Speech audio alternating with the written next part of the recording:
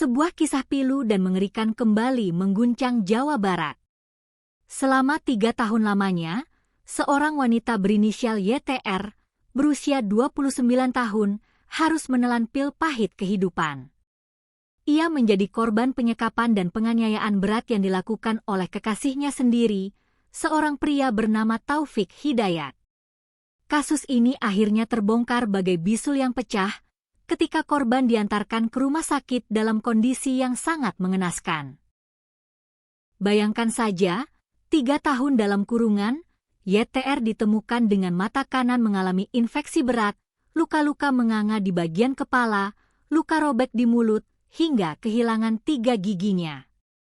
Tidak hanya itu, sekujur tubuhnya dipenuhi bekas luka dan sundutan rokok. Dalam konferensi pers yang digelar pada hari Jumat, 26 Juni 2026, Kapolda Jawa Barat, Irjen Pol Rudi Setiawan, membeberkan kekejaman yang dilakukan oleh tersangka. Taufik Hidayat menganiaya kekasihnya dengan berbagai cara yang di luar batas kemanusiaan. Tersangka tidak hanya menggunakan tangan kosong. Ia secara berulang-ulang menghantam korban menggunakan benda keras seperti besi, helm, bahkan senjata tajam.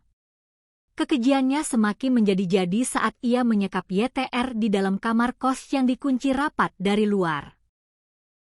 Berdasarkan hasil penyidikan, tindakan keji ini dilakukan secara berulang dan berpindah-pindah di 4 tempat kejadian perkara yang berbeda, terhitung sejak Mei 2024 hingga Juni 2026.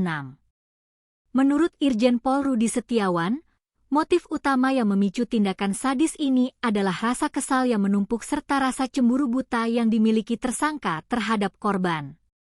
Namun, ada tabir lain yang terungkap di balik sifat temperamental Taufik Hidayat.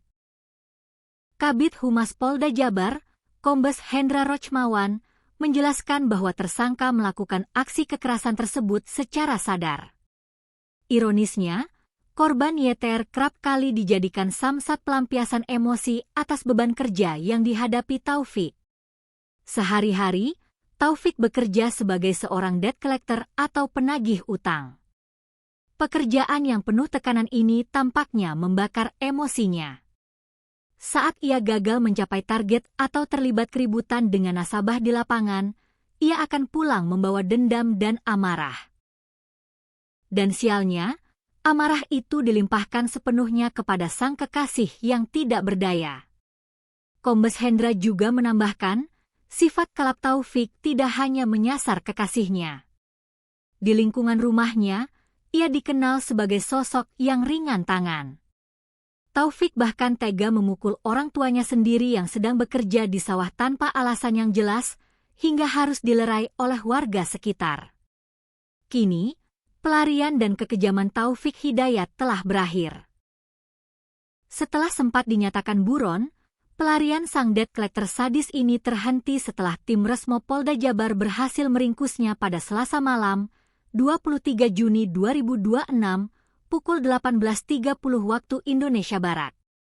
Taufik Hidayat kini mendekam di balik jeruji besi dan harus mempertanggungjawabkan seluruh perbuatan keji yang telah ia lakukan selama 3 tahun terakhir.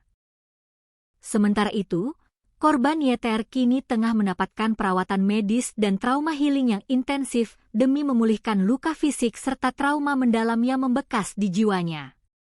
Kasus ini menjadi pengingat kelam bagi kita semua, betapa berbahayanya hubungan yang penuh dengan kekerasan yang tersembunyi di balik pintu yang terkunci.